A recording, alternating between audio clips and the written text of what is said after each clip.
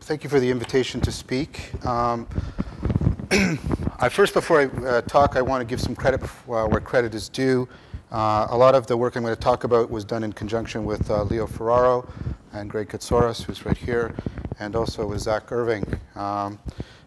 So I just want to make clear that I'm not taking sole credit for the argument or the work.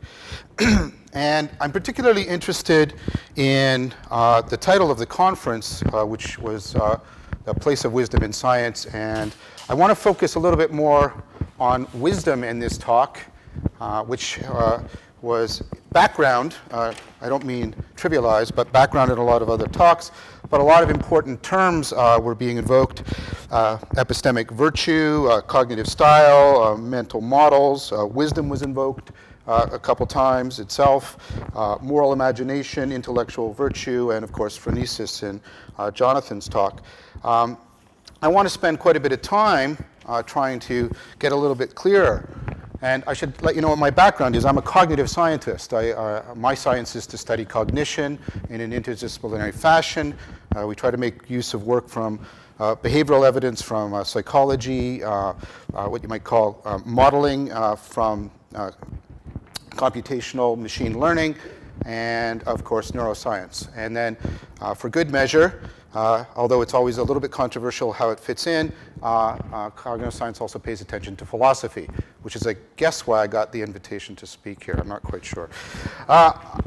And I'm also interested in the issue of whether or not Aristotle's vision, Aristotle's been invoked a couple times, is still possible for us today. Aristotle had a particularly interesting idea about the connection between what he considered science and the cultivation of personal wisdom. And he meant wisdom something a lot stronger than just sort of a particular expertise. He meant a comprehensive improvement as a human being. And he seemed to argue that the practice of science was a very good way of training this. It was a way of bringing about a comprehensive excellence. And that doesn't seem to be our concept anymore. We don't seem to think that practicing science will do that for us as individuals. And I want to try and ask, is it possible to reconfigure that and reconceptualize it to bring it forward? So what do we mean when we're talking about wisdom? Well, it's like, what do we mean when we're talking about God or something like that? But one way of getting at it is to think of wisdom as some kind of comprehensive improvement and resulting excellence in cognition, where I'm construing cognition very broadly here. It means, you know, thinking, reasoning, problem solving, the management of attention, self-regulation of emotion, the things that are studied in cognitive psychology and cognitive science. So if you're going to look for some comprehensive improvement in cognition, one of the ways to do that is to try and center on some central and crucial component of cognition. And in a paper that was just recently published with myself, by myself and Tim Lilliquette and Blake Richard, we've argued that there is such a central phenomena to cognition, and namely that's the phenomena of what we called relevance realization. And so what the argument I want to start to advance to you is that any kind of comprehensive improvement on relevance realization would result in a comprehensive improvement in all of cognition, and that would serve as a very good candidate for wisdom. And if we're going to start talking about improvement and excellence, we're of course implicitly invoking the idea of moving towards some goal, some standard, and that immediately brings up an idea of problem solving, because of course reaching a goal requires overcoming obstacles and involving methods, invoking methods and applying methods that will deal with those obstacles. And of course, talking about problem solving has been implicit through a lot of the talks that have been going on here today. And we can learn a lot, I think, from the psychology and the cognitive science of problem solving. I think it's, of course, not too difficult to construe a lot of scientific practice as, in fact, as problem solving. Now, for a lot of us, we we just assume a sort of an intuitive grasp of what problem solving is. We talk about problems both in our practical lives and in our professional and scientific lives all the time. I was solving this problem, I was doing that. And we have certain intuitions about what that means. But what you might call the scientific study of problem solving is actually quite recent.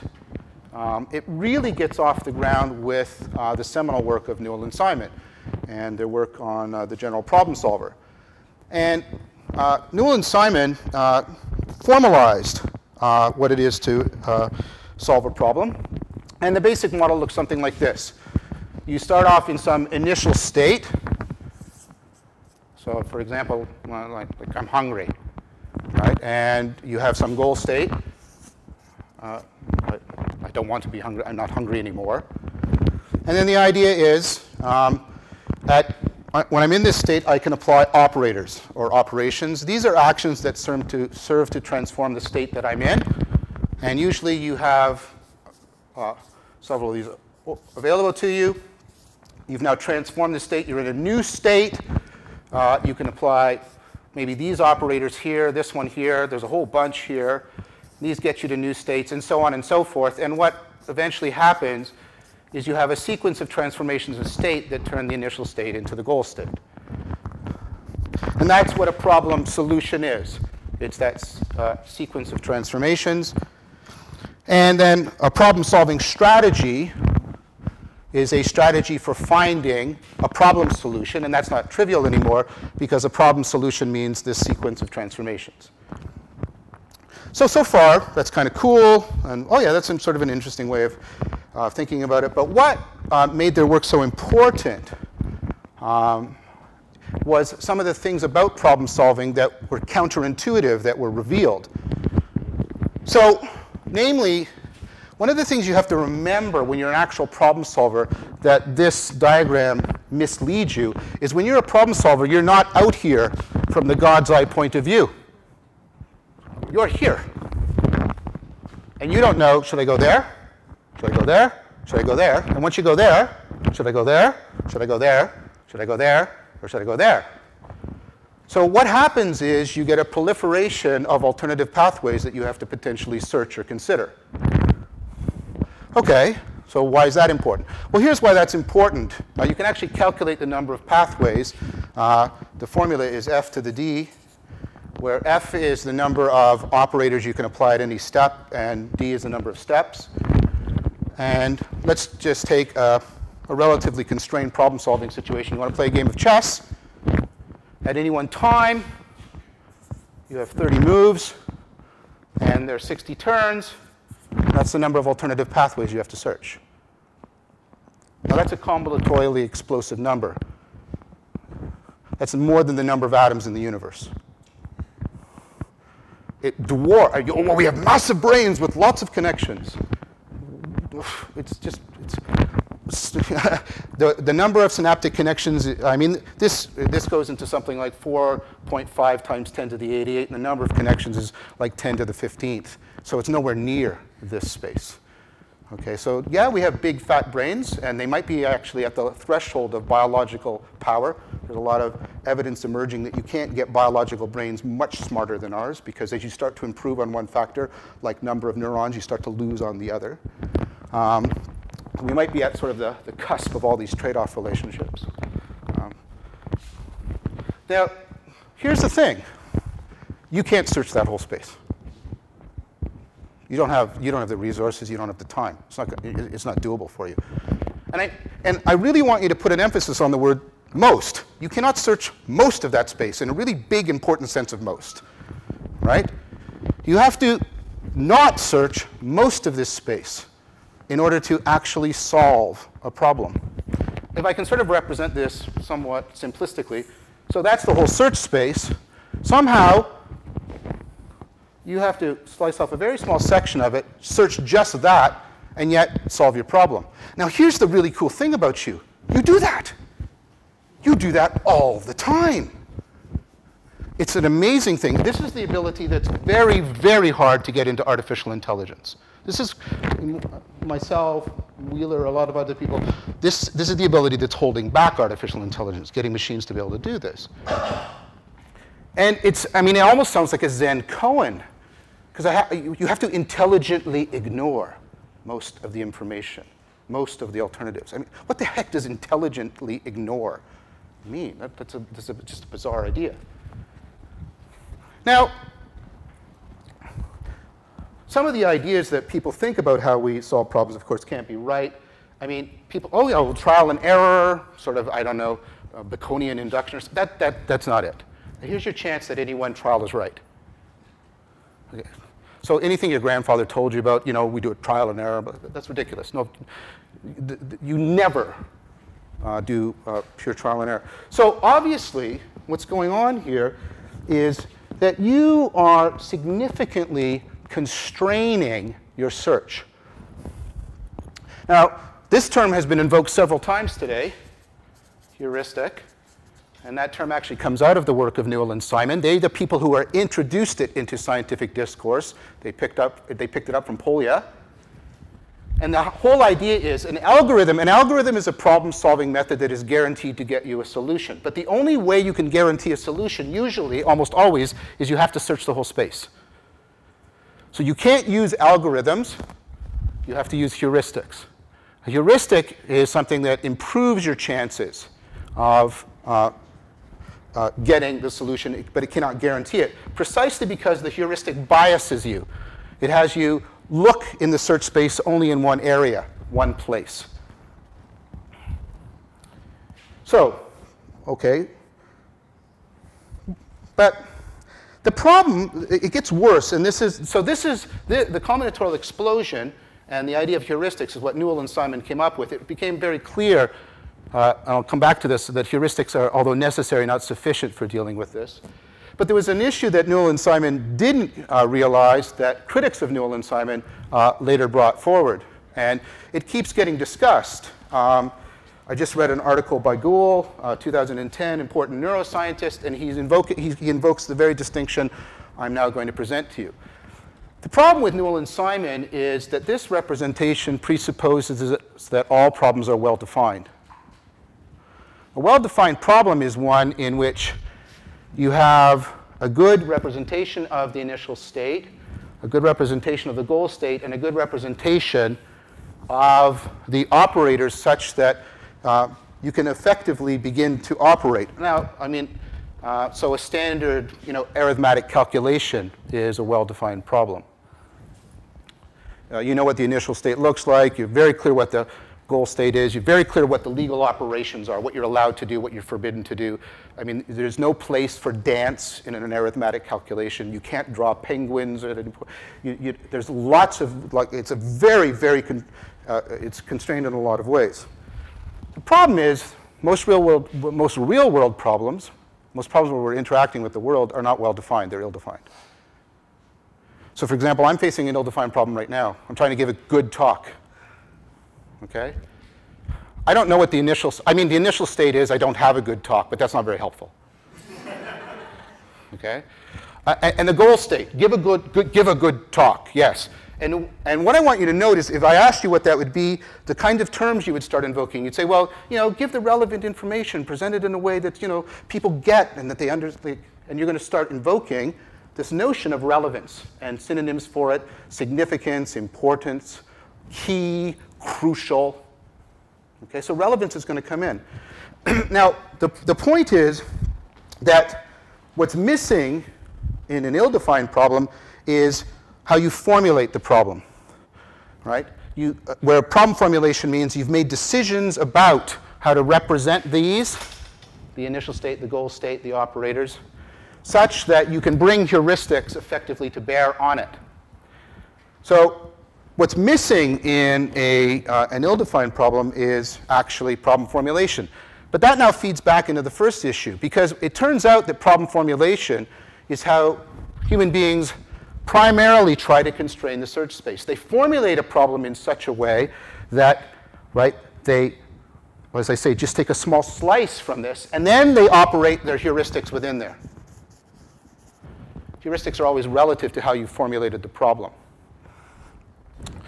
So let me talk about problem formulation just briefly here. All the examples I've used are drawn from are experimentally based models from the psychology of problem solving. So, for example, I want to talk a bit about problem formulation and a couple things about it. So here's a standard problem. Some of you have seen this before. I'm not going to draw this all out. All right. So here's a chessboard, right? And the problem's like this. How many squares are there on a chessboard? Okay, that's not the problem, so don't be happy. Okay, and here, now the idea is if I have a domino, and the domino clearly in both horizontal and vertical, because this is square, right, will cover 2 squares, how many dominoes do I need to cover the board without overhang or overlap? This should still be easy. 32. Okay, good. That's still, everybody's waiting for the trick.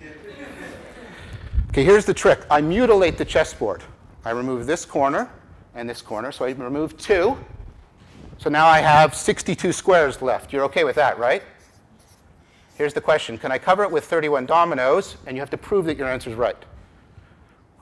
Now, I'm not going to wait for you to do this, because famously one mathematician filled 10 Hilroy notebooks trying to calculate the solution to this, one of the subjects in an experiment. Now, the reason why is most people formulate this as a covering problem. They try to imagine dominoes and placing it on the board, right? And that's combinatorially explosive. But what if you do this? You say, okay, no matter which way I put the domino on, it will always cover a black and white square. It will always cover a black and white square. That means I need an equal number of black and white squares. These are always the same color. Therefore, I do not have an equal number of black and white squares. Therefore, I definitively cannot cover it with 31 dominoes. So, and this has been done experimentally, Kaplan and Simon, 1990. If I switch from formulating this as a topological to a parity problem, it goes from being combinatorially explosive to doable in a very sort of easy sequence of reasoning. So problem formulation is doing 2 really important jobs for us.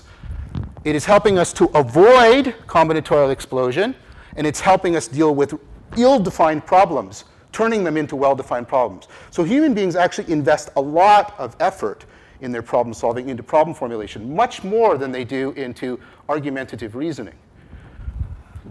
But that carries a certain risk with it. It carries a risk with it because the problem with problem formulation is it can itself become a source of problems. It sounds kind of evil. It sounds like the thing that we rely on can turn on us and betray us. And that has to do with the fact that problem formulation can put us into the wrong place in the problem space so that it's actually impossible, given a formulation, to solve a problem. So I know some of you are going to, oh no, I know what he's going to do now. Yes, I'm going to do the 9-dot problem. Okay, so here's the 9-dot problem. This problem has become a cottage industry within the problem-solving literature. I sometimes joke, I was driving through northern Ontario and I stopped in a place, well, it was called Restaurant. That was the title of it. And I went in and the 9-dot problem was on the paper placemat. And so I couldn't even get away from it on vacation. Okay, so here's the problem. You have to connect all 9 dots with 4 straight lines. The beginning of the next line has to come from the terminus of the previous line, right? And that's it. And people initially go, well, that's easy. And okay, 1, 2, 3, 4. Oh, I missed this. Okay, 1. Oh, wait. 1, 2. Okay, 1, 2. Oh, moaning is appropriate. We've actually measured moaning in some of the experiments. It's weakly predictive of success, by the way. It is. So people who sort of pause and moan a little, that weakly predicts that they will actually succeed. We don't assert causation. Okay, so when I show you the solution, I have to do this a little bit carefully because I don't have Right. 1, 2, 3. Right. Okay. So when I give a solution like that, right, typically participants in the experiment say you cheated. They get upset. They get pissed off at you. And they say things like you went outside the square or you went outside the box. By the way, that's where think outside the box comes from. That's it right there. Here's another cool fact. Telling people to think outside the box doesn't help them with this problem. OK, so you do this. And what happens is you see is that people have formulated this problem. They've filled in the square. They've judged the square as relevant and important. What's outside of it is not relevant. It drops off the salience landscape. And they know that they're supposed to make a closed figure because they've done connect the dots before. You're supposed to get a giraffe or a table. What the hell's that? Right? And that's why, right, they can't solve the problem. And so what they have to do is they have to break out of this formulation, basically lose it as a well-defined problem, go back into it being ill-defined. They have to come up with a completely new problem formulation that alters what is relevant and what is salient. It's almost like a figure ground reversal. It's very much like, the two things are very, very different. Okay? Now that's typically called insight. That process is called insight. And the point I'm trying to make is that this process of problem formulation is a process both of zeroing in on relevant information, and I mean that strongly, not only finding the relevant information when I'm saying zeroing in, but ignoring somehow all this other information is irrelevant. And also, not only is it a process of zeroing in on relevant information, it is a self-correcting, self-transcending process. You have to be able to step out of that, break it apart, and reconstruct it. And it's crucial to real-world problem solving.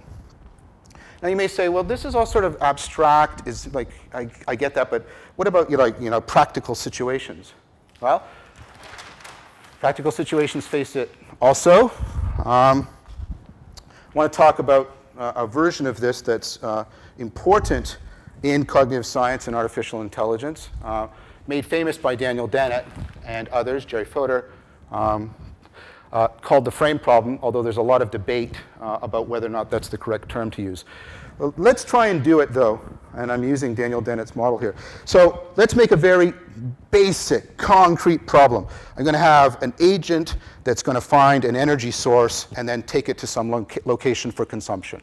That's like, that's the equivalent of us getting food and taking it somewhere, right?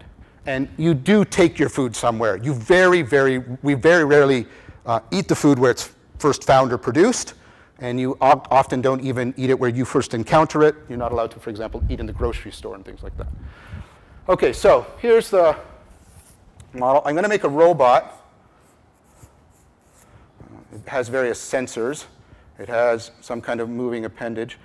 And in order for it to be not just a behavior, but an actor, an agent, it has to be able to do a very basic ability. It has to be able to determine the consequences of its own behavior. That's one of the things that distinguishes action from merely behaving, that I can determine the consequences of my behavior and alter my behavior to get different consequences. That's what it is. I'm not saying that's a complete theory of action by any means, but that's at least a necessary requirement. You have to be able to deduce the consequences of your action. So what we have is we have the robot in this situation. The robot is electronic, so the robot looks for batteries. This is kind of like a big Duracell battery. And the robot can deduce this consequence of its own. If it pulls the wagon, then the battery will come along. So, there's one little difficulty. We've got a lit bomb, and this looks like a Looney Tunes bomb, I'm sorry, on the wagon, and it's lit, and it's going to explode. So the robot correctly deduces that if it pulls the wagon, the battery will come along. And of course, as an unintended side effect, what also comes along? The bomb. Good, you're better than the robot. Okay. The bomb comes along, the bomb blows up and destroys the robot. And we think, oh, wow, we're stupid. What we need to do is make the robot not only deduce the intended effects of its action, but deduce the side effects. Oh, there we go. We'll solve that problem. So we put the robot in this situation, and we put a little black box in it, and I don't know, we somehow add computational power. I hope this doesn't become obscene. OK. Right? Now we have a black box, and we put it back in this situation, and we think it's solved. And the robot goes up to the wagon and starts calculating, and then nothing happens, and the bomb goes off. And we're like, what? What's going on? And the thing is, the robot is in fact doing what we programmed it to do. It's deducing, if it pulls the wagon, then the left wheel will move more than 5 degrees of arc, more than 7 degrees of arc, more than 10 degrees of arc. This wheel will move. Overall reflectance patterns will change. The position of the wagon with respect to Jupiter has been altered slightly. The point is, the number of side effects proliferates to combinatorial explosion, even in a practical problem. Now, one of the things you might be tempted to do is think, well, what we need, right, is a way of tagging things as relevant, and that will solve the problem. I want to first of all say, I want to show you first of all, even if I give you that way, you can't solve the problem that way. But then I'm going to take away the fact that I can't even give that to you. So we make this robot capable of tagging its deductions as relevant or irrelevant. Even more computational power. We put it back here. Bomb goes off, kills the robot. What? Because the robot is, of course, generating this indefinitely large list. Position with respect to Jupiter, irrelevant. Position with respect to Saturn, irrelevant. The fact that the grass is dented, irrelevant. And it can't get through its calculations. So even the ability to tag things, this is what I mean by how strong the ignoring irrelevance has to be. Now, I want to also take away that thing that we can pre-specify relevance. And that's the problem with heuristics. Heuristics try to pre-specify what information is going to be relevant. They try to say ahead of time, this is the relevant information. The problem with relevance is it can't be pre-specified that way. Pre-specification is based on assumptions that something like the things that we find relevant are somehow homogeneous, they have some invariant features, it's stable, and it's somehow sort of intrinsic in the situation. But relevance has none of those properties. The things we find relevant are massively heterogeneous. And it's not stable. What we find relevant 1 minute is irrelevant the next.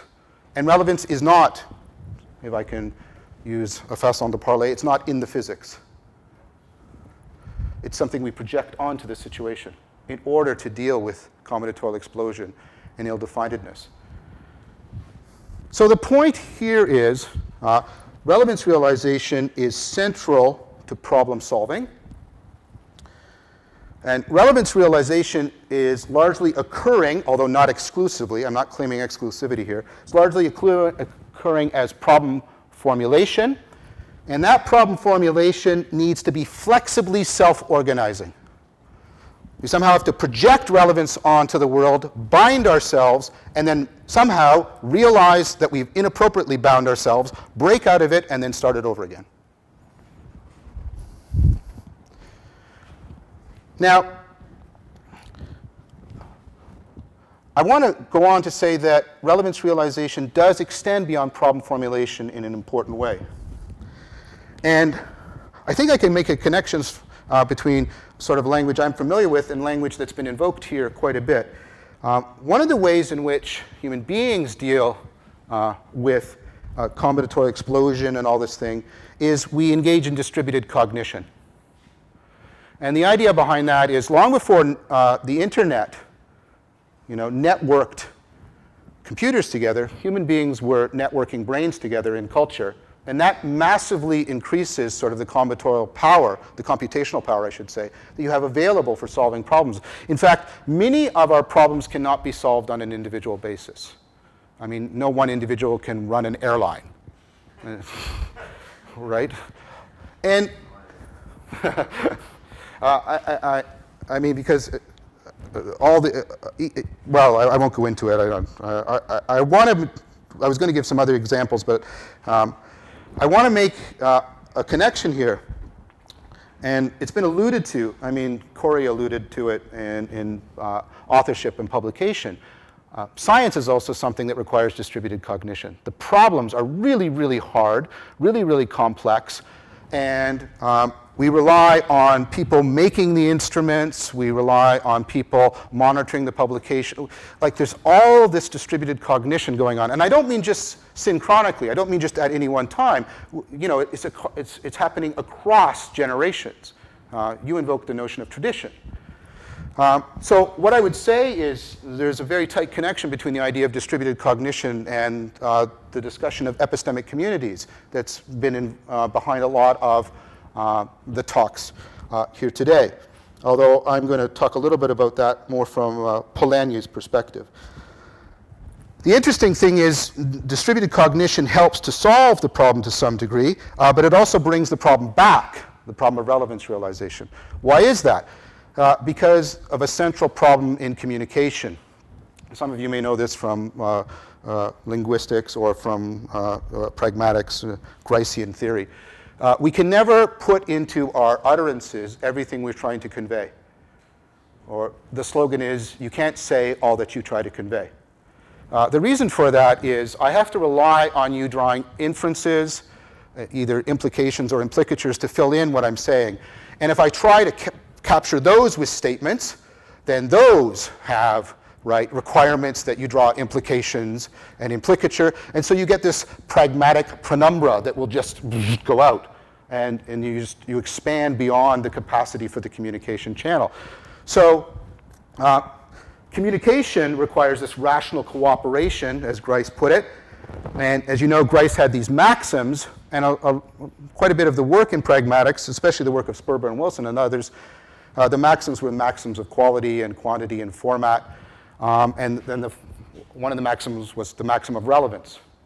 And then a lot of people have argued, and I don't have time to go through that argument, that all of the maxims actually just collapse into the maxim, be relevant. Give the relevant amount of information, put it in the relevant format, carry the conversation on for the relevant amount of time, et cetera, et cetera.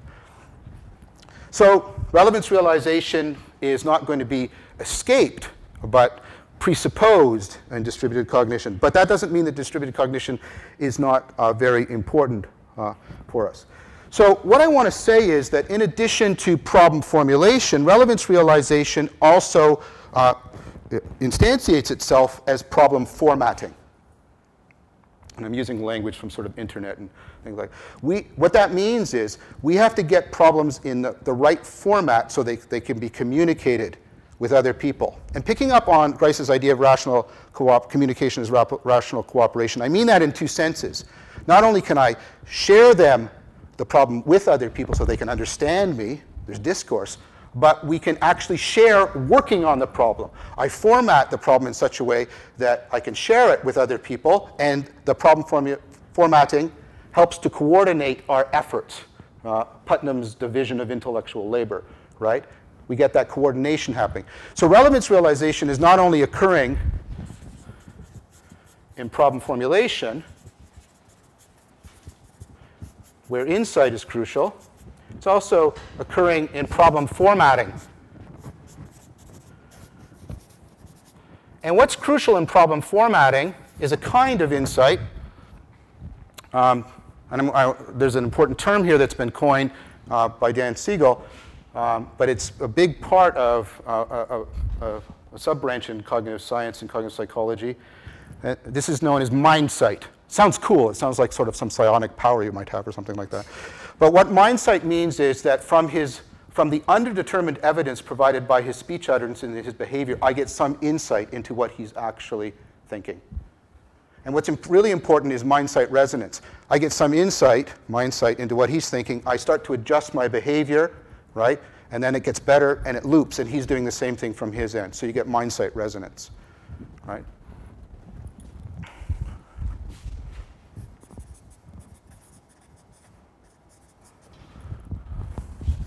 So relevance realization also occurs in another way.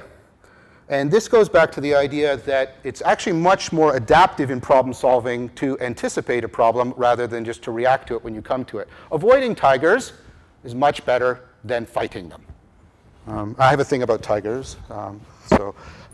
So, I mean, that's, and a lot of people are sort of starting to zero in, both in neuroscience and in psychology, on the idea that the ability to predict problems ahead of time is part of the hallmark of intelligence.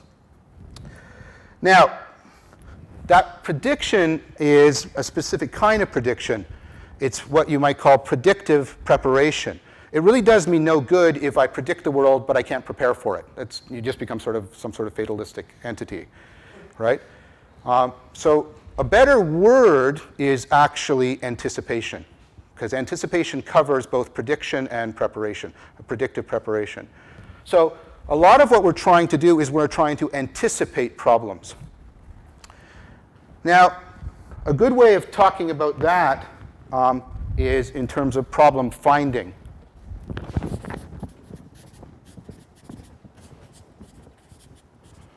I will get to wisdom. I'm actually very close to it, by the way. I don't mean personally, I mean my talk. A very ambiguous sentence. Okay, problem finding. And this is, very interestingly, this is tied to ideas about creativity, that a lot of what creativity is problem finding. Because if you can find a problem, especially if you can find an important problem ahead of time, that's very adaptive. And what does it mean to find a problem? Well, one of the ways of thinking about it is you have some existing problems in the field, and what you do is you basically come up with, you say, well, here's a problem, and if I solve this problem, it will actually contribute successfully to solving all these other problems. For example, I'm trying to do that right now. I'm trying to point out how in many different disciplines, or many different areas of study of our psychology, relevance realization is actually turning out to be the central problem. And if we had some understanding of that, it would help to solve a lot of the other things we're trying to explain. The thing about this is how you get that is really, really tricky. I have to represent this in such a way that it has what I've called multi-aptness. I have to represent this in such a way that the formulation of this problem will help the formulation of this problem, but not so stringently, not so overfitted to this problem that it won't also help that problem, or that problem, or that problem. Somehow I have to get it open enough that it can transfer, but constrained enough so that it does some good. The notion of aptness is drawn from some of the work I did earlier on metaphors. Because in metaphor, you're trying to balance off the difference between the two things and the similarity. So when I say, you know, Sam is a pig, you know that and I don't mean that Sam is a farm animal. I mean Sam is a human being, right? When I say this, you know that I'm not saying that Sam has pink skin and we're intending to eat him someday. You think, oh, you know, he's a slob, or he's got weird sexual appetites, or something like that. So you have to go up to a more abstract level at which they're identical. But a metaphor is a metaphor by being in tension with the differences in the domain. That's why if the two things are too close, you can't make a metaphor. If I say bees are hornets, nobody thinks that's a great metaphor. I'm not going to make a good living as a poet if I create poets. If I go too high up, arguments are chairs. People also say, oh, well, they're both, you know, they're both made by humans. They both have supporting structures. We find them useful. Okay, so that's the point. All right. So what you have to do is you have to get this, and there isn't like some sort of metric, you know, go up 4 levels of abstraction or something like that. So you have to get an aptness to bridge without losing the relevant differences, but revealing the relevant identities. That's what aptness is. And what you have to do in problem finding, and that's why I think metaphor shows up in a lot of problem finding, by the way, is you have to come up with something that's multiply apt. It's apt, it keeps, right? It can bridge in all of these directions. Now, I hope, given some of the stuff I've already said, I mean, I have an argument for this, but I'm just going to sort of go on. Multi-aptness, which is central to problem solving, is just dripping. This is a metaphor, by the way. Just dripping in relevance realization. You have to have all kinds of decisions about what's going to count as relevant and irrelevant. That's part of what we mean by aptness. So problem finding, right, also is a way in which relevance realization occurs. And I'm trying to keep a mnemonic here of sites. This is foresight, being able to, in a sense, anticipate and find important problems. Now, I presented these as if they're, well, I mean, I've pictorially, or at least graphically, represented them as if they're separate. But of course, I think you see from the way I'm talking about them that they're all mutually like informing and constraining. How you formulate problems affects how you format and how you find problems, and all vice versa. And the thing is, each one of these, right, is self-transcending, self-organizing, and the whole thing is self-transcending and self-organizing. I now want to coin a term, picking up on the frame problem, to cover all of this. Problem formulation, problem formatting, problem finding, right? And that this whole process has to be self-organizing and self-transcending. I'm going to call that problem framing. Is that okay? That's problem framing.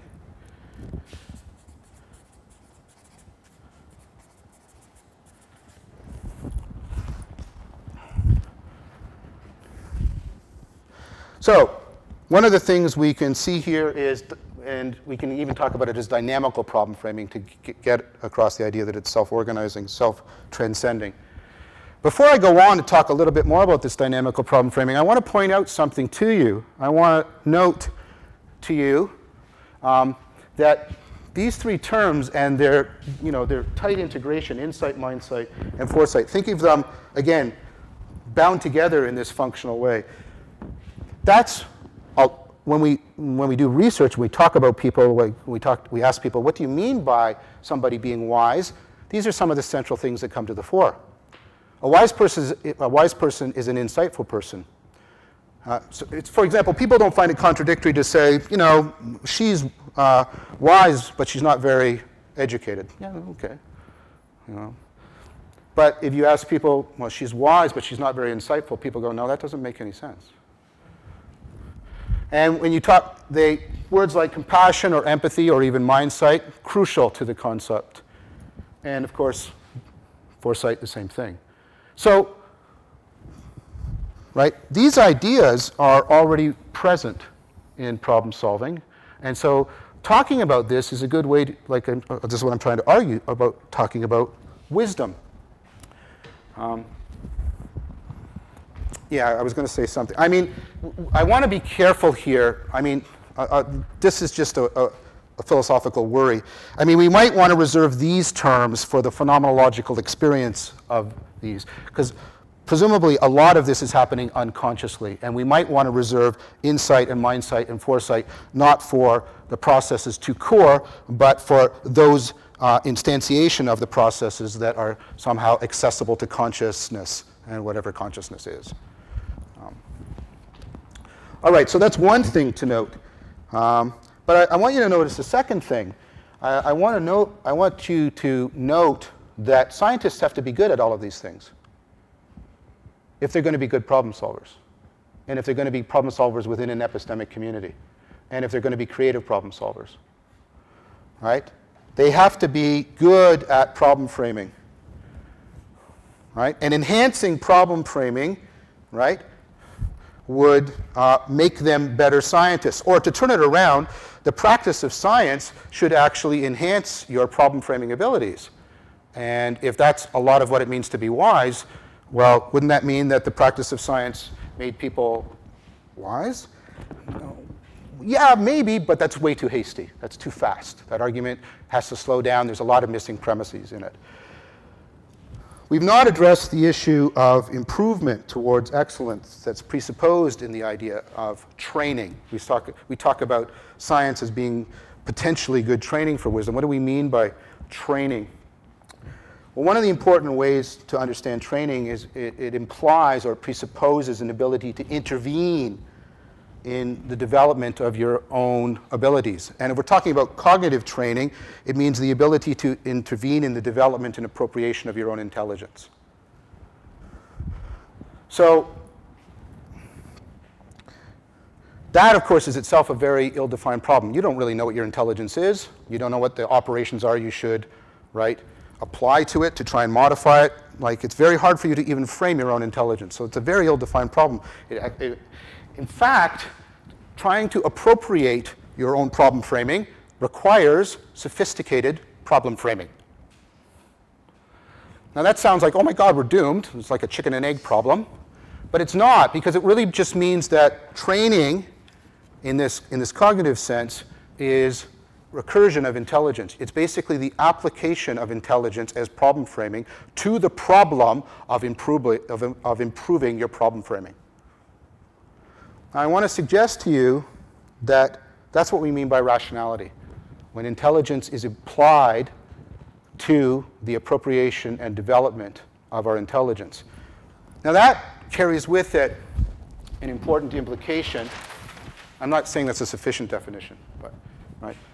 It carries with it this idea, which is important. That intelligence, those are not synonymous. Being intelligent and being rational are not synonymous. Now, one of the slippery things that's going on in the public discourse, especially sort of in the United States, is that these two terms are being sort of slipperily identified with each other all over the place.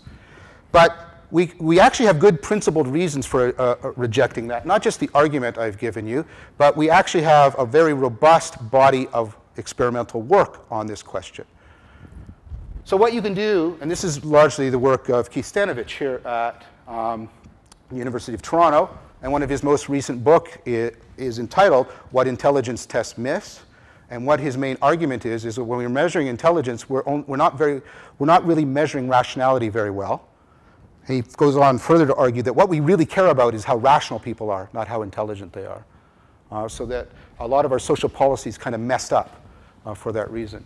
So what you do is we have lots of different psychometric tests, and one of the most important and robust finding about this psychometric test, all the controversies aside about them, is what's known as the Spearman finding. Namely, all of these tests show a strong and robust positive manifold. How you do on any one of these tests is very strongly predictive of how you do on all the other ones, across all kinds of different contexts.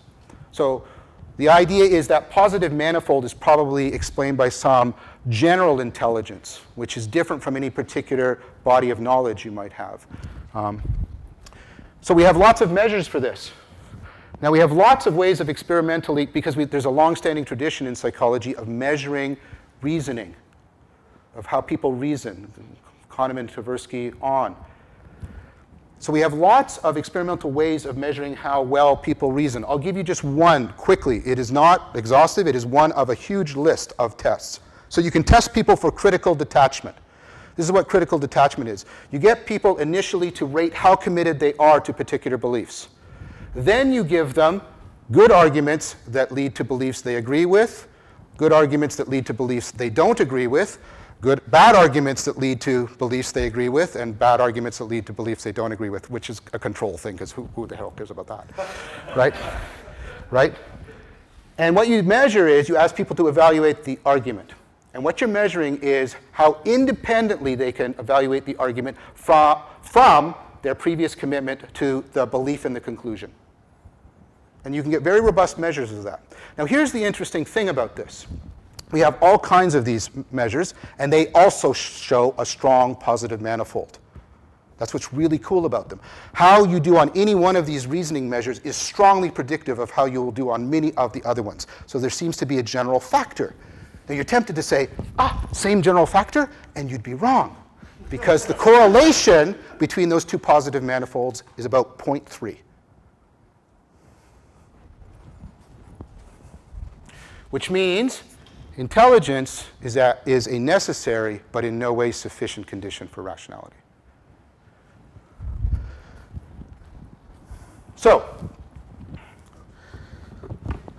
one of the things I would say is the relationship. This is not Stanovich, so I'm switching voices here, right?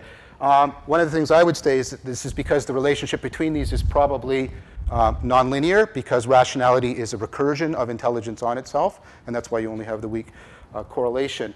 And a way of talking about that would be say that rationality presupposes good recursion. Before I go on, I want to mention something else about Stanovich. Stanovich basically assumes an argument I've been making here. He assumes that general intelligence is that general intelligence measures our ability to deal with things like combinatorial explosion.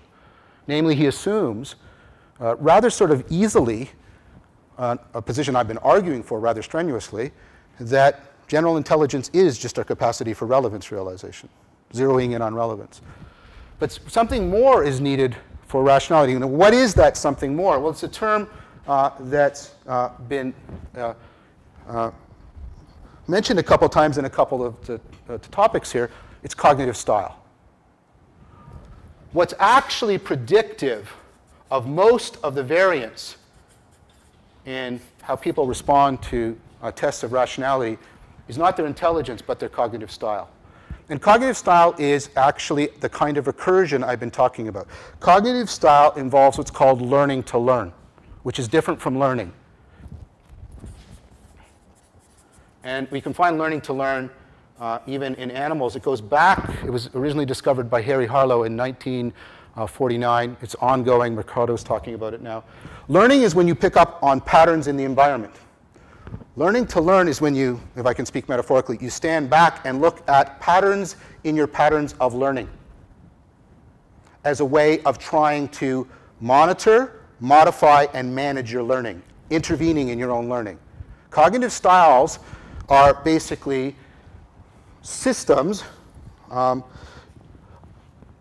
integrating skills, learning to learn skills. So you get a bunch of skills, learning to learn skills, and you integrate them together so that you can effectively monitor and manage and manipulate your learning. Now, not all learning to learn, not all cognitive styles are rational. There seems to be some that are predictive of rationality. And what Stanovich has found is that the most predictive style is Jonathan Barron's active open-mindedness, AOM, active open-mindedness. So what is active open-mindedness?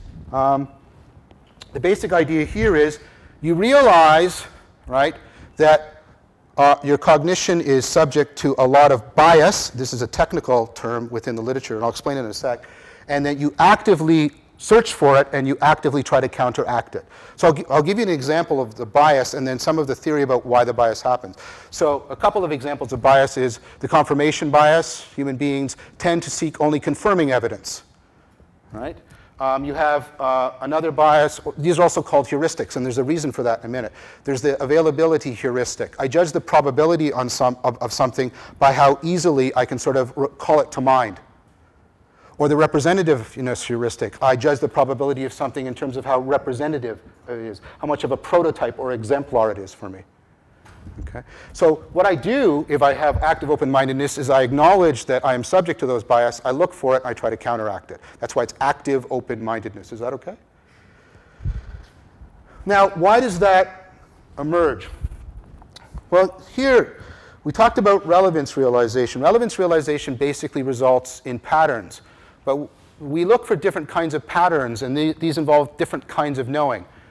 We look for patterns in events, and that leads to a kind of knowing that's in the literature called procedural knowledge. This is your skills. This is knowing how to do something, like how to catch a ball. Right? It's how to intervene in the world, to actually do something. Right? We also know we can find, realize patterns in facts. And of course, this is our propositional knowing. This is knowing that something is the case, knowing that Australia is both a continent and a country. And of course, when we organize facts together, we get theories broadly construed. So there's propositional knowing and there's procedural knowing. There's another kind of knowing which is important to an organism that's trying to anticipate its world. This is a knowing that integrates procedural skills for dealing with events, with propositional theories of dealing with facts, integrates them together so that I can, right, integrates them together for an anticipator. Brings the facts and the course of events, the conditions on fact and the course of events together so that I can actually anticipate the world. So procedural knowledge basically gives you skills. Propositional knowledge gives you theories. This other kind of knowing gives you roles.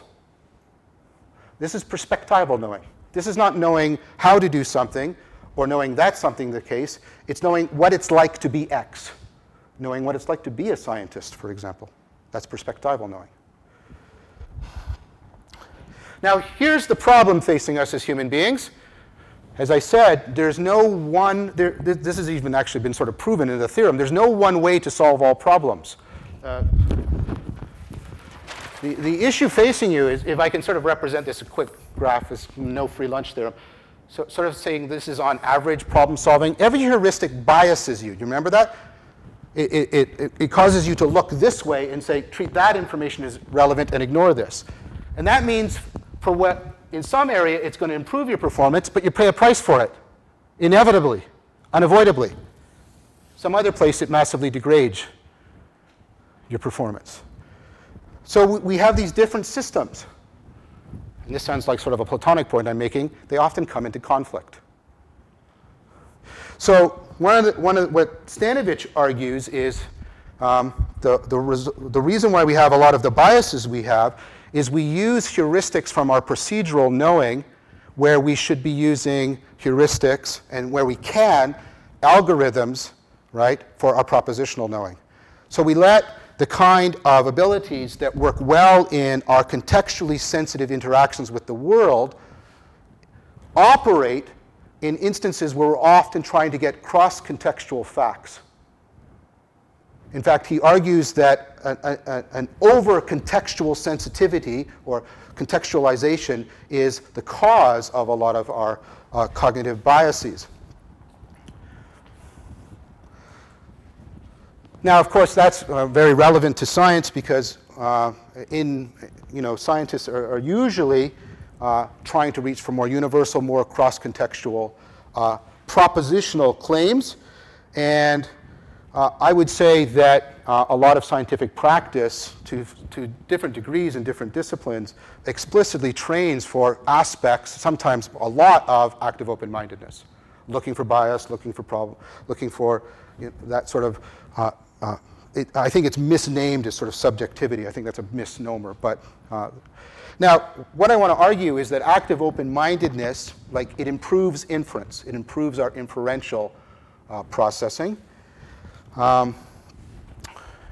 It largely involves, training and improvement, bringing certain skills to bear on argumentation, and it's governed by sort of logical notions of rationality, truth preservation, trying to preserve truth as we inferentially manipulate them. So we're encoding information, largely propositionally, information about facts, cross-contextual. We're manipulating it inferentially, and we're seeking to preserve truth in that process.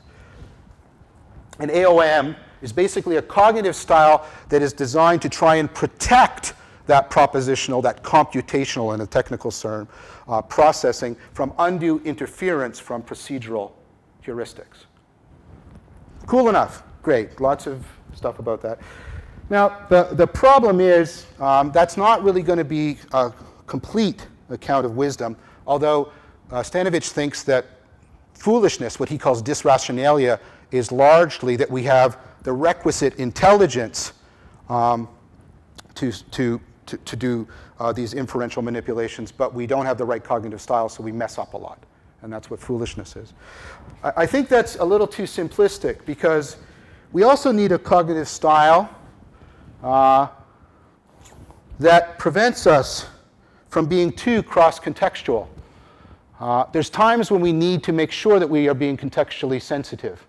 And this goes to the work initially done by Ellen Langer, who studied why people make certain mistakes. So she studied that this airline crashed, and it was an Air Florida airline, and they couldn't find anything wrong. They had black box, and no drugs, no psychological problems. Everybody was well rested, plane crashes. It had flown out of Washington.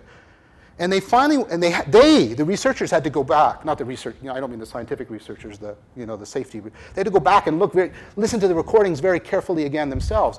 And the pilot and co-pilot are going through the checklist, and the pilot gets to, right, de-icer, and the pilot goes, de-icer, off, and the co-pilot goes, right. And they're in Washington, and it was snowing. But they had always been in Florida, and so they didn't pay attention to the context, they didn't adjust. That had always been irrelevant, and now it was crucially relevant, and they didn't turn it on, and the plane crashed. She calls that mindlessness. You're not being mindful of the current context. And it also generates a significant kind of irrationality. So the opposite of that, of course, would be mindfulness. And mindfulness is also a cognitive style that's being studied. I work in addition to psychology and cognitive science, I work in the Buddhism, psychology, and mental health. And I do work, you mentioned it earlier, on the scientific study of mindfulness meditation, the changes it makes in the brain. And what I'm arguing is this also brings about a kind of rationality. But this doesn't train inference, it trains attention. And it's really training appraisal and arousal in connection with intelligence, what we find salient, what we direct our attention to, how much attention we give to it, how much we're aroused by it. And therefore, it's not logical rationality. Look, the word logos has two derivatives. One is logic. What's the other one? See? No. I mean English words that have come from it etymologically. Logistics. In addition to logical rationality, there's logistical rationality. Listen to the word rationality. It has rationing in it. Right? This is how you decide how to best commit and dispense your precious, limited cognitive resources in the face of a combinatorially explosive, complex world. So there's a logistical rationality as well as a logical rationality, and the two can they have sort of complementary strengths and weaknesses, where this heuristic is strong, the logical one, they're like that. They complement each other. In fact, the argument is, I won't go into this in great detail, they're locked into a kind of opponent processing. They're always kind of pushing and pulling on each other, competing with each other. This shows up a little bit in hemispheric competition. Opponent processing is sort of rife through human biology. Think of the autonomic nervous system, parasympathetic and sympathetic in opponent processing, etc. So the idea here is, right, we actually need both of these cognitive styles, and we need them properly coordinated if we're going to sort of optimize our relevance realization. And that's what I'm going to argue, that's what we mean by rationality. Getting the appropriate cognitive styles in place and getting them properly coordinated so that we can optimize our relevance realization, which means optimizing problem framing, dynamical problem framing. And what I want to argue is that whereas AOM improves inference, mindfulness improves insight, and there's now a lot of emerging evidence for that. There's been a couple of experiments done recently showing that people who are practicing meditation actually show significant improvement in insight problem-solving abilities. Okay, so we want insightful reasoning, and we want well-reasoned formulations for insight, etc. What we need, I want to argue, and this is work I did in conjunction with Leo Ferraro, right, in a chapter that's forthcoming in a book by Michel Ferrari and Nick Westrate on personal wisdom, is we need something, we need a higher order, sort of a metacognitive style that integrates mindfulness and AOM together in a very fluid manner. Now, before I go on to that, I want to make a step aside again, like I've been doing periodically, and make sort of a note. That mindfulness, I would argue, and here's where I would rely a lot on Polanyi, I would argue that scientists have to develop this a lot, but it's done very tacitly, very implicitly. They have to develop a lot of insight about logistical rationality, about how to disperse and dispense their cognitive resources, both individually and the resources of the distributed cognition of the epistemic community. That, however, tends to be very backgrounded, very tacit in Polanyi's sense, and I want to come back for some of the historical reasons why that's not sort of as foregrounded as it possibly could be in our understanding of scientific practice. So, let's go back. What we need for wisdom is some sort of metacognitive style. So there I said meta, that makes me a philosopher, right? A metacognitive style that integrates the two together and this is in a functional, dynamical sense. And it's, I'm going to argue, and this is a bit of the theoretical innovation. So this is specific now to the chapter that Leo and I, and the work we've done together. But what I want to argue is that perspectival knowing is perfectly placed to do that.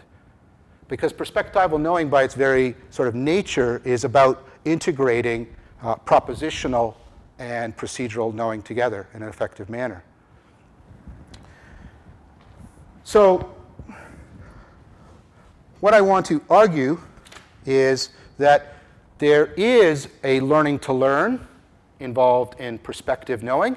And you know what it is, in fact. And this, of course, is perspective taking. Perspective taking. And you have to, that involves not just you being able to have a perspective, but become aware of that, monitor, manage it, manipulate it, take other people's perspectives, go to this perspective, right? We can even do generalized perspectives. We can talk about the state of the art in a particular discipline, which is kind of a generalized perspective that we're talking about. Now, we think that what is going on in perspective taking, the kind of learning to learn that's involved there, goes back, this is, some of you may know this, this is the Russian developmental psychologist Vygotsky. Vygotsky talked about a process of internalization. So the idea is, let's say I have my son Spencer, he's 7, and I'm trying to teach him something. Spencer will not only sort of procedurally track me and try to do, he will also imitate me, independent. In fact, one of the creepy things about you is, well, about us, right, is children's commitment to that. So here's a classic experiment. So you have this device, and it's opaque, you can't see in it, and you have a chimp. And you do all this manipulation, and the grape comes out the bottom, or the candy. And you usually only have to show the chimp, and that in itself is cool. You only have to show the chimp this once, and the chimp will go and get the candy. You go, wow, smart chimp. You go to a 4-year-old, same thing, and 4-year-old, you go, wow, smart 4-year-old. Now you do the same experiment, except the box is completely transparent. And it's readily apparent that the only thing that releases the candy is the last thing you do. You do, nothing's happening, candy released. The chimp looks at you like, and goes, eh. The 4-year-old does everything you do. And you think, wow, chimps are smarter than 4-year-olds. And you're wrong. Because the 4-year-old is investing in the community. The 4-year-old is trying to internalize your perspective, not just solve that problem. And that's a long-term developmental good bet. Because if a child can take an adult's perspective, the child can start to do that more and more for themselves, doesn't need the adult around. And what does that mean? The child enhances their metacognition. The child can, look, I become aware of my cognition basically through your eyes. You are the mirror that affords metacognition, right? By taking other people's perspective on my cognition, I get that ability. And that's how I can become aware of bias. Also, by the child taking the adult's perspective, not only can the child become aware of bias that it can't find within its own perspective, the child can take on interests and motivations that it would not have from within its perspective. And that's one of the ways you grow cognitively. So in the short term, the chimp wins. In the long term, the child wins tremendously. So this is a kind of perspectival rationality. You learn to internalize other people's perspectives. That affords metacognition and a kind of self-transcendence that's very important. Now, what Leo and I argued is that in, for example, the ancient world, this was explicitly taught. And I'm going to come back to the ancient world. And this is the idea of internalizing the sage. You try and take on the perspective of somebody that serves as an exemplar for good perspective taking.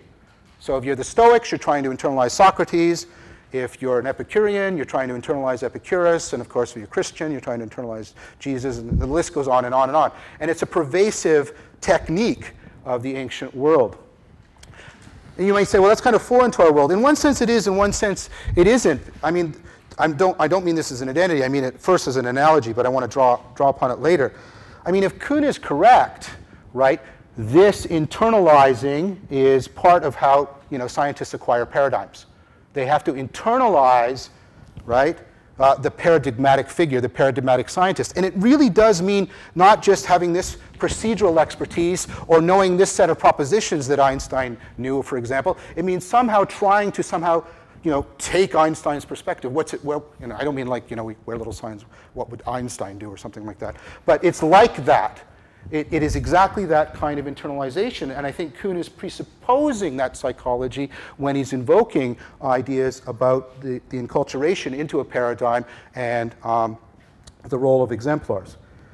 So what I want to say is, can we draw this together? What is wisdom, and what's its connection to science? Well, first on the wisdom, I think wisdom, this is a little bit of a mouthful, so I'll say it and then I'll try and explain it.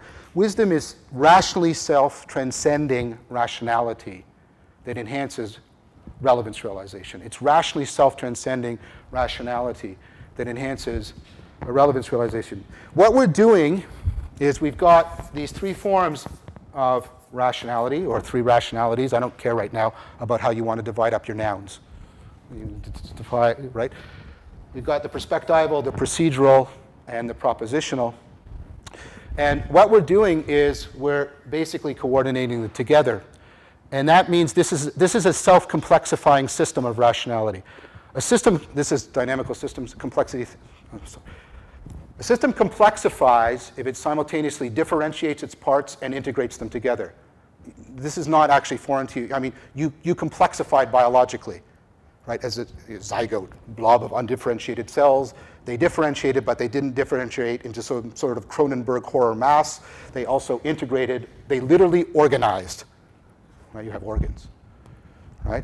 And that means you have emergent functions. You can do things that you couldn't do as a zygote. You don't see zygotes driving cars, purchasing houses, right? Complex systems mean, in this technical sense, a system can do more. It has increased competence while maintaining itself as a system. And that's basically what I'm arguing wisdom is doing for this. Each one of these is being differentiated. The cognitive styles differentiate from each other, but they're also being functionally integrated together. So the whole thing, and we talked about this earlier, this is the way relevance realization works, the whole thing is transcending itself. It's rationally self-transcending rationality, and it's all designed to optimize our relevance realization on events, on facts, and on perspectives. And what I also would argue, right, is that complexification in our competence for optimizing on relevance realization is that I've tried to show you that scientific practice actually has a lot of these components in it, either quite explicitly or close to the surface or implicitly, but nevertheless deeply presupposed and functionally important. Okay. Yet, of course, we do not have in our culture the Aristotelian association between science and wisdom. This is not a significant thing. It's not understood. I mean, when we do this and we ask people to list individuals who are wise, scientists do not come up. Occasionally, well, I'm speaking statistically, Einstein comes up here and there. But it largely has nothing to do with his science, by the way. They talk about Einstein and his advocacy for peace and stuff like that. So there's something odd here. There's a real potential for that Aristotelian association, but it's not being actualized. And why not? Now, we might be tempted to sort of think of sort of idiosyncratic personal reasons and things like that, but it's so widespread. There are exceptions. There are people like Polanyi, a scientist who really investigated the wisdom behind scientific practice. But generally, right, it's not the case. So we can't explain it in terms of sort of idiosyncratic psychological things. So I think the reasons are largely historical and philosophical. I'm not a historian, but I run into people who have training in that in my field and read them extensively. So I'm following other people's arguments here. I think one of the most important arguments, though, is an argument that has been advanced by Pierre Hadot. And what he argued was that that the triumph of Christianity as the premier philosophia of the ancient world was really historically important. Now, I'm using this word really specifically. You notice I'm saying philosophia and not philosophy, because I'm using that a way of distinguishing from modern academic philosophy. One of the main things that Hadot has argued, and it's been followed up by people like Ferry and Cooper, is that ancient philosophy was organized around the training of wisdom. That was the central thing. So that's what I'm trying to, this is wisdom here, right? The love of wisdom, philia sophia. These ancient philosophias were, they involved sort of training camps, schools, where you literally went, communities you belonged to train for wisdom. Christianity presented itself in the ancient world, starting with Justin Martyr. I won't do a lot of the history of Christianity, but you can see it in Augustine very clearly, reading the Confessions, right?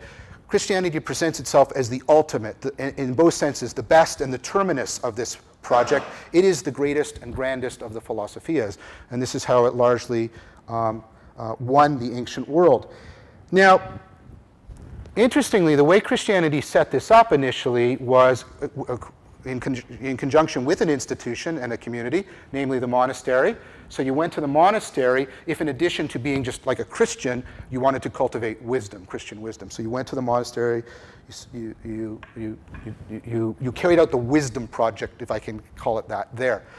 Now, later on, philosophy, and especially natural philosophy, which was going to become science, it takes root in the universities. The University of Paris, for example. It's one of the first places. And philosophy there, including natural science, is completely knowledge-centered because it was seen as subservient to the monastery.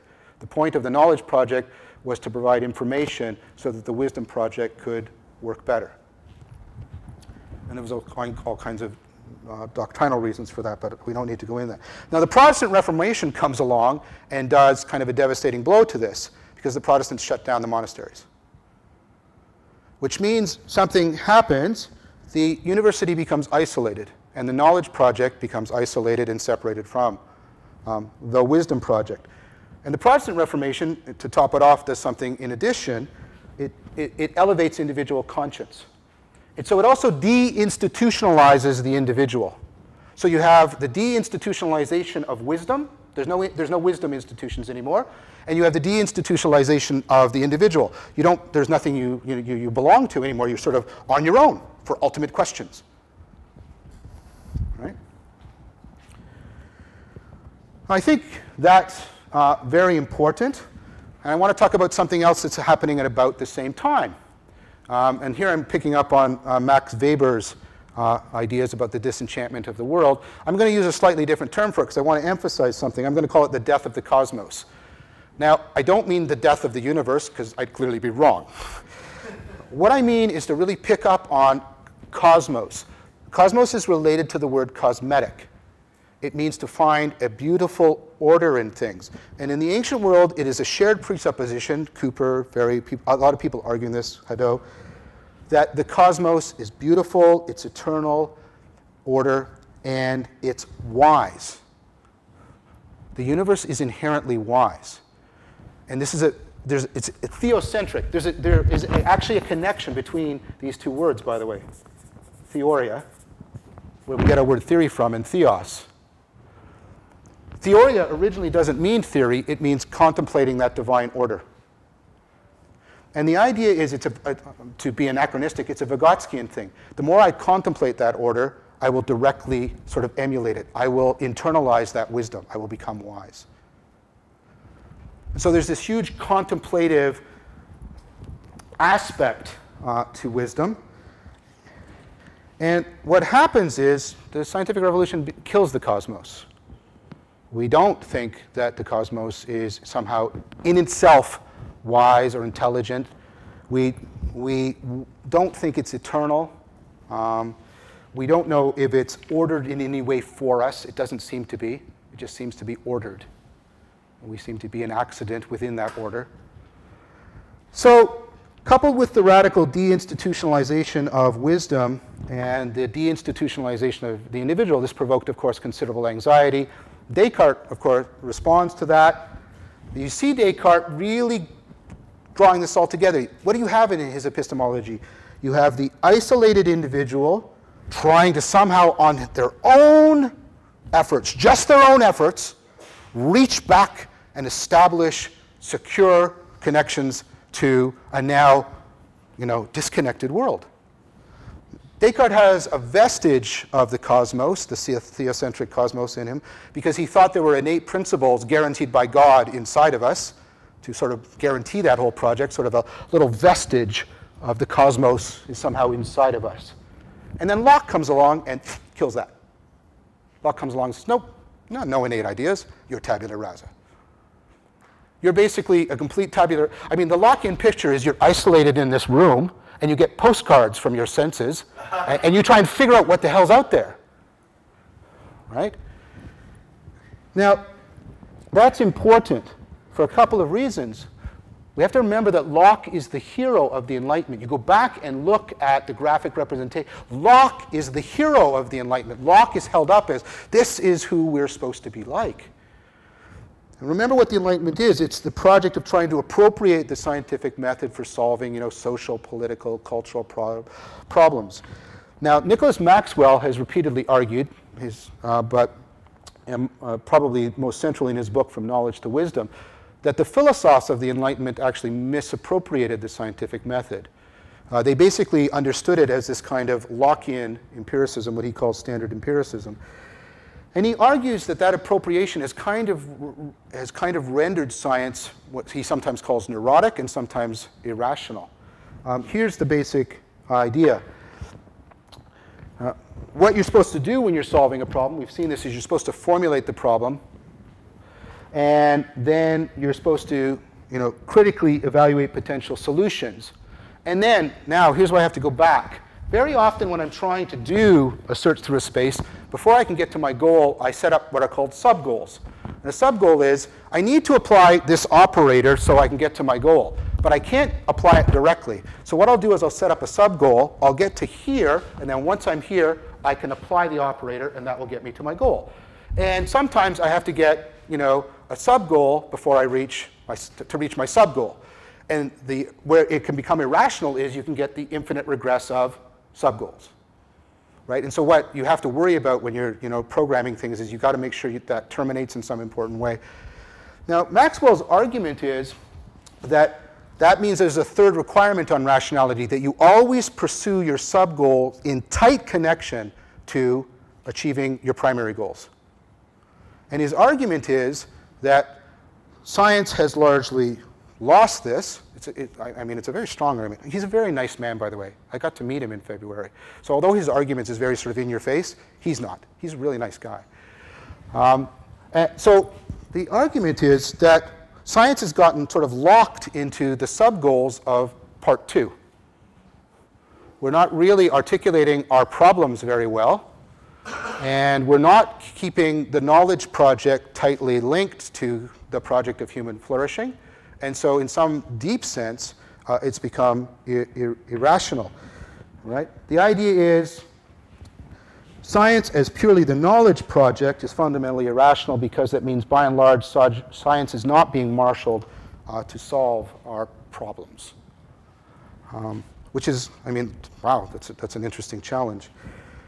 Now, whether or not that's completely right, one of the things we can agree with is this Lockean picture gets written by the Enlightenment into the cultural perception of what the scientist is and what the scientist does. And it's taken up by philosophy. Read the philosophy texts until very recently, and epistemology is understood as this isolated individual project. Knowledge is isolated from wisdom, and knowledge is an individual project. It's carried out by an isolated institutionalist, I mean, without an institution, individual, and it's supposed to be done directly from the environment, like from your own experience. And I mean, this is part of Locke's whole thing. Knowledge is a kind of personal property. And we know Locke was on about that. Now, is this epistemological assumption tenable, given what we've come to learn about our psychology? Okay, so Maxwell says it's not tenable, but I want to give some other reasons, and I want to follow up on the work of Lorraine Code in her book on epistemic responsibility. And she picks up on Polanyi's idea that science is always done by an epistemic community. It's always done by distributed cognition. It's never done by an individual in the important sense. She also picks up on Piaget's point. Piaget is another developmental psychologist, right? That our cognition is inherently developmental. Our cognition is always in development. Now, Piaget thought it terminated sort of in adulthood, but nowadays that assumption's kind of let go because of plasticity and other issues, neuroplasticity. We now know that development is basically lifelong. She also picks up, although she doesn't name Vygotsky, she picks up on the Vygotskian idea that this development, this ongoing development, that our cognition is inherently developmental. Our cognition is cognition by being constantly in development, that our intelligence is inherently developmental. And that's what Piaget studied, by the way, intelligence. But she also picks up on the Vygotskian point that this development always occurs within distributed cognition. Humans only become metacognitively aware persons through distributed cognition. In fact, the Cartesian picture of the problem of other minds is exactly the wrong way around. Kids can pick up on other people's mental states way before they can pick up and introspect their own. We are not in here trying to work our way out. We are out there trying to work our way in.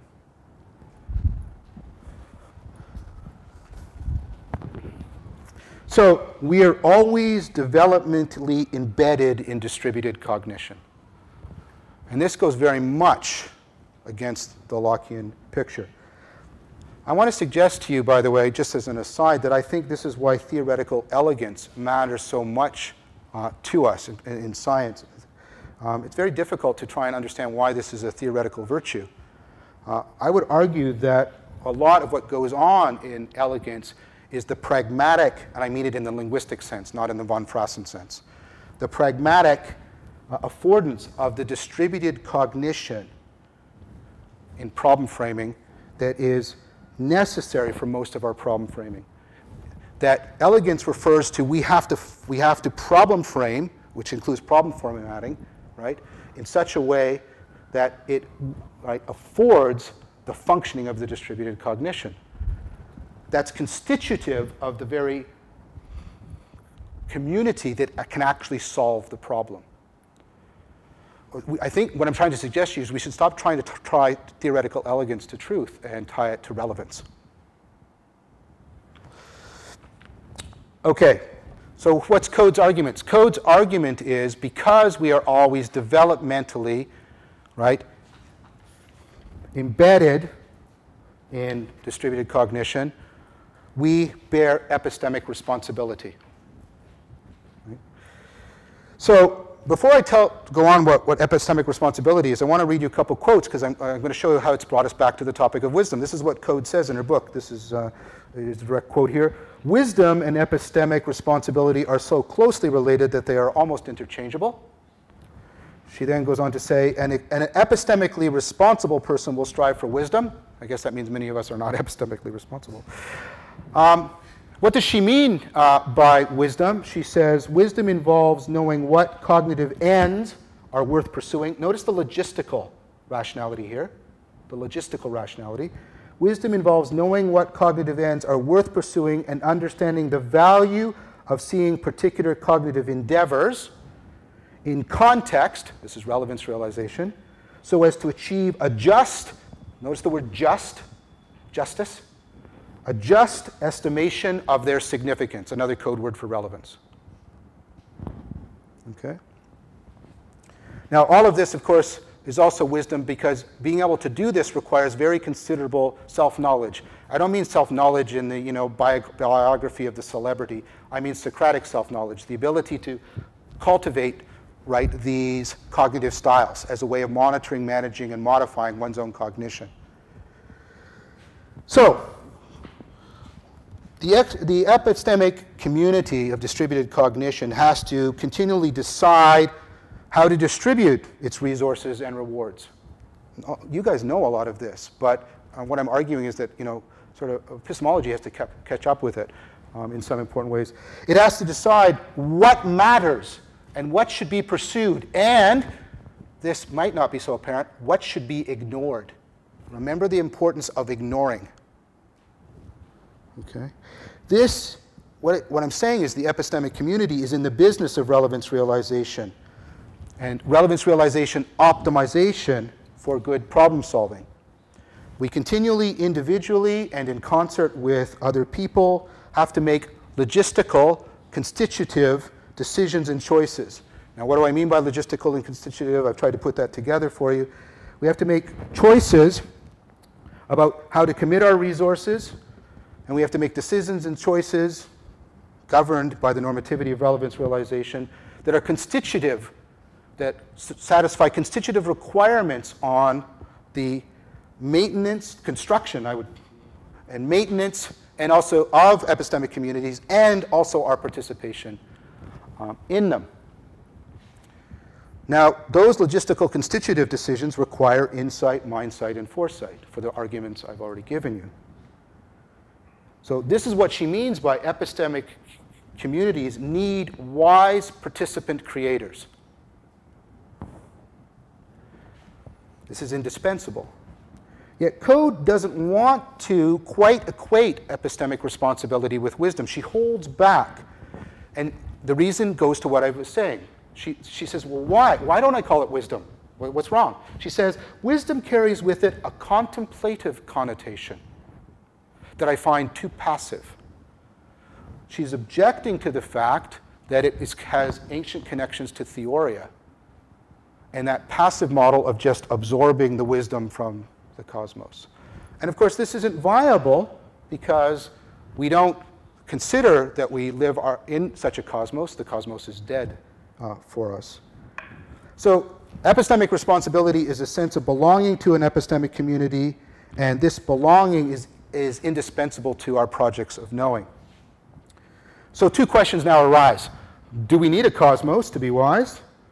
Do we need a cosmos to bring back wisdom into science? Is the fact that we don't have a cosmos means that science and wisdom are forever parted? And, isn't calling this wisdom kind of inflationary? I mean, okay, maybe all you're talking about are intellectual virtues, right? That's been mentioned. Maybe we're just talking about intellectual virtues like honesty, trustworthiness, humility, open-mindedness. Isn't that all we're talking about? Well, I want to answer the second question first, and then I'll come back to the cosmic question. This distinction between intellectual and moral virtues goes back to Aristotle. And what's really interesting, right, is for the distinction to be so well entrenched, you would expect to find a really good argument from Aristotle for it. And it isn't a good argument. And even the argument that's there doesn't stand up to what we know about human psychology today. Let me try and go through this. So Aristotle, there's intellectual virtues govern our thought, and moral virtues govern our feeling and emotions. And, right, that's important in everything. But one of the things that presupposes is a psychology in which thinking and emotion are radically disconnected from each other. Now, that radical dichotomy of thought and feeling has been radically undermined by what's called second-generation cognitive science. This is the cognitive science that emphasizes how much our cognition is embedded and inactive in nature. It's also being supported by what's being discovered about our neuroscience. Since neuroscience is discovering, that our cognitive functions are not not like in phrenology. They're not like localized here and here and here. By the way, if anybody ever tells you that creativity is located on the right hemisphere, ignore anything else they have to say, because that is completely false. Okay? Creativity involves the whole brain. Also, that limitless, that's not right. You know, oh, you only use 10% of your brain. You use most of your brain most of the time. And this is the interesting thing about your brain. All of its functions are overlapping and interweaving, and the functions that seem to correlate to your intelligence, the neurodynamics, it's called self-organizing criticality, and how the patterns of connectivity called small world networks, both have recently been connected. Differences in those really predict differences in intelligence. Both of those are scale invariant. Wherever you look in the brain and wherever you'll find that happening. Trying to radically separate these things, the way Aristotle did, is really not tenable. And some of you may have seen this in Damasio's book about Descartes' error. It's not really Descartes' fault. It's Aristotle's fault as far as I can see. If you basically take somebody and through brain damage, they lose their emotional capacity, their ability to reason and problem solve also disappears. Because, why? What do emotions do? They're ways of finding things salient, committing your resources, being aroused. They do a lot of relevance realization for us. So that whole idea of radically separating them is really not tenable. So the psychology presupposed by Aristotle is not tenable. We've also seen, as I've tried to argue, that we don't pursue pure truth. We can't. We can't. It doesn't really happen. We're always pursuing relevant truth. And relevance involves cognitive commitment. And cognitive commitment is always a motivational and affective thing to do. You have to care about it. If you don't care, the reason why we're better than computers is because we care about the information we're processing. They don't. So, I think that's the psychology on which that division is based is really not a tenable one. And when you try and think about it, it's like, what is the difference between intellectual courage and moral courage? Like, what is it? I mean, from the processing side, what's the difference? What's the difference between intellectual humility and moral humility? Again, from the processing side, what's the difference? Well, you might say, well, morality has to do with actions and science with knowledge. But that can't be right, because what are decisions and choices? Are those actions? Are they knowings? Or are they integrations of knowings and acting? They seem to be both. I was going to say something about Foucault and knowledge and power, but I don't have time, and you guys probably know Foucault better than I do anyway, so I'll just go on. I will go on to somebody who's followed up on Code's work, Linda Zagzebski, in her book, Zagzebski, I should say, called Virtues of the Mind. And she basically argues that the intellectual and moral virtues mutually presuppose each other. They're deeply integrated. Honesty requires a caring for and respecting of others and the truth. Right? Courage and patience are required for seeking the truth. Consider the open-mindedness that's part of active open-mindedness. Right? Open-mindedness requires being neither credulous nor arrogant. It requires being non-egocentric, being able to take others' perspectives in an important way, but nevertheless maintaining your own integrity.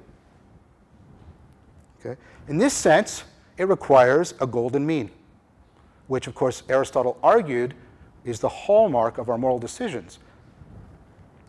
So perhaps we should just speak about virtue rather than some separation between intellectual virtues and moral virtues. And then you say, okay, maybe virtue, fine, great, but why wisdom? Well, here's why, and this is an argument made by Zagzebski and by Schwartz and Sharp. They both make similar arguments, so I sort of put them together. Virtues require decisions of relevance. You have to know which virtue is most relevant in this situation. Should I persevere, or am I being stubborn? Or is this an instance of humility or courage? Should I demonstrate kindness here or honesty? When we're in relationship with significant others, that's an ongoing decision. Right? How the virtue is to be contextualized. What does honesty mean in this situation? Honesty doesn't, having the virtue doesn't tell you how it's supposed to be specified. How to balance between relying on authority and ourselves. Whenever we're making virtuous decisions, we're constantly having to balance between those. What's more relevant here, the existing authorities or what I think? Okay. We have to make decisions of relevance to mediate when virtues are in conflict with each other. Which one should be given more priority? We have to make decisions of relevance when we have to try and coordinate multiple virtues together to carry out a plan or line of action.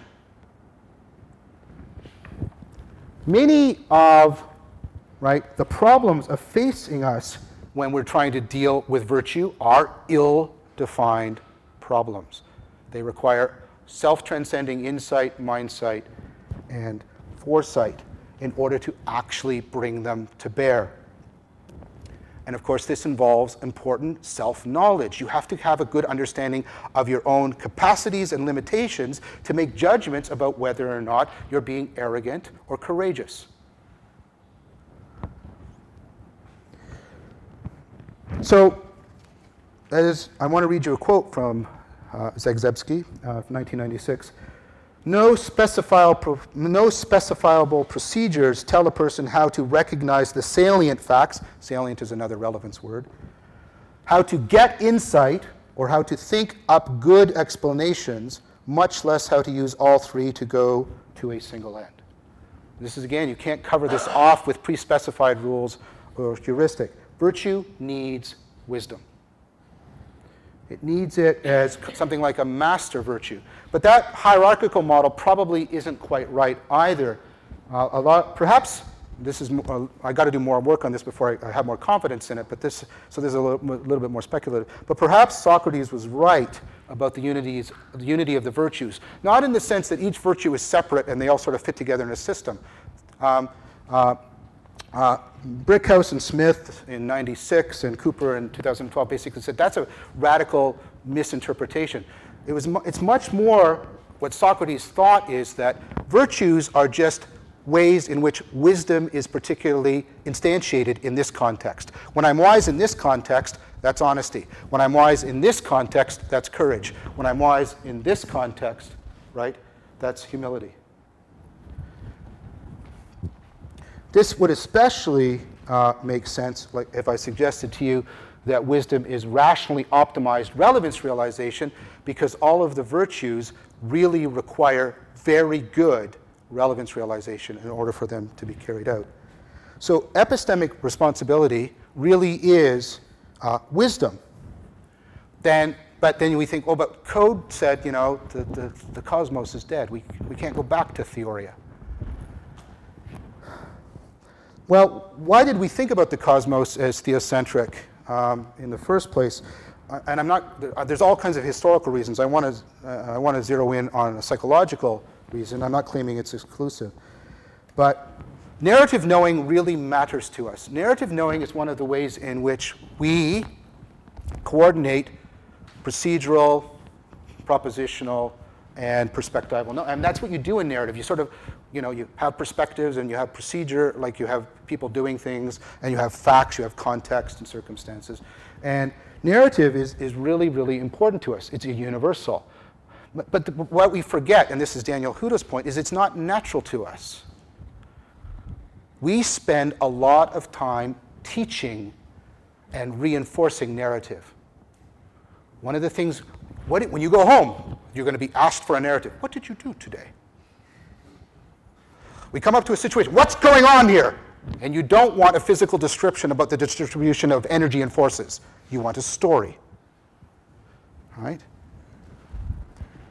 We teach our kids narrative as soon as we can. We expose them to narrative. You turn on the TV, there's narrative. Pick up narrative, narrative, narrative, narrative, narrative. We're constantly pounding on this. Now, Daniel Huda argues the reason we do this is because it really helps mindsight.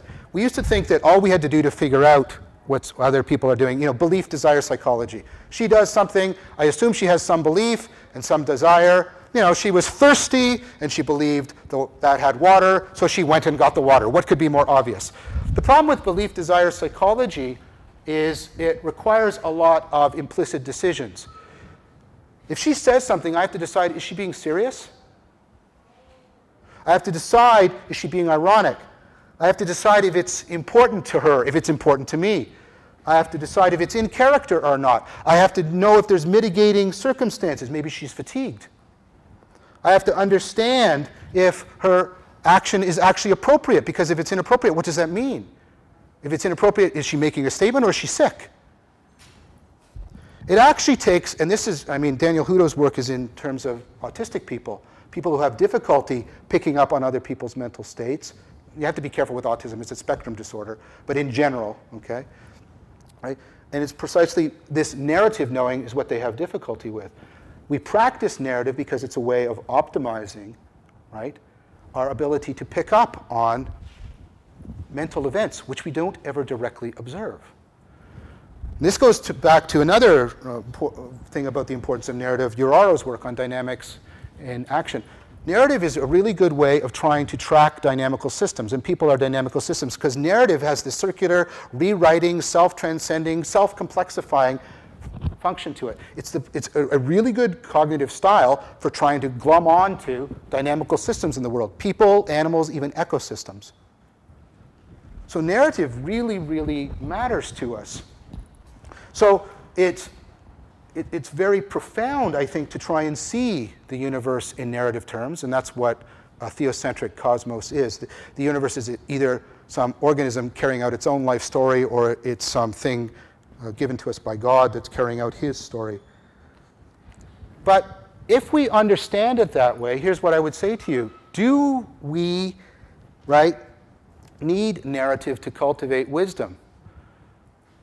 Is there a necessary connection there or not? And I would argue there isn't a necessary connection. There have been non-narrative ways of coupling to the world, right, that emphasized that the world is self-organizing and dynamical, and that also afforded the cultivation of wisdom. So within the Western tradition, when it was a very radical thing to do, this is what Epicureanism proposed as a philosophia.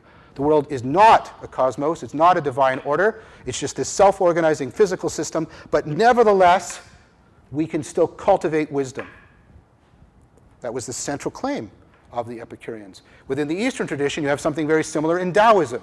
The universe is not unfolding narratively, it's this self-organizing dynamical system, but doing these practices, you can couple to it in the right way, you can cultivate wisdom. You understand I'm not advocating that scientists should become Epicureans and Taoists, right?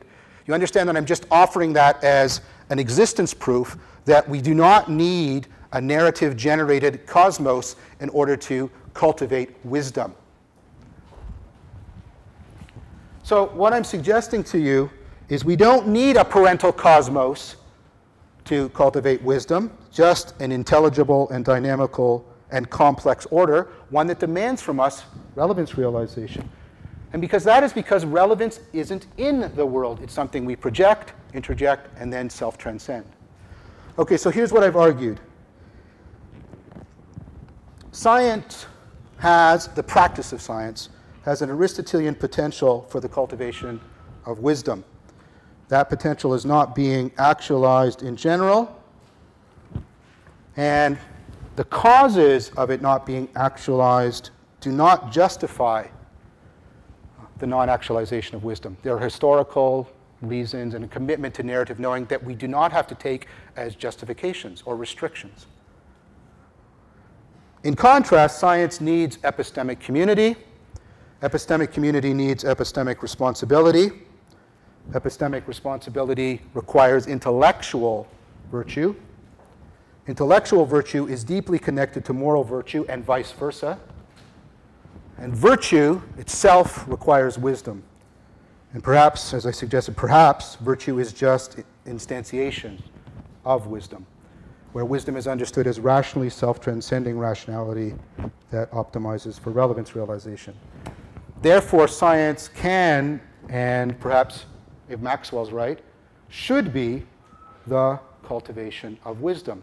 Wisdom, I'm arguing, and this is the title of the conference, wisdom actually has an important place in science. Thank you very much.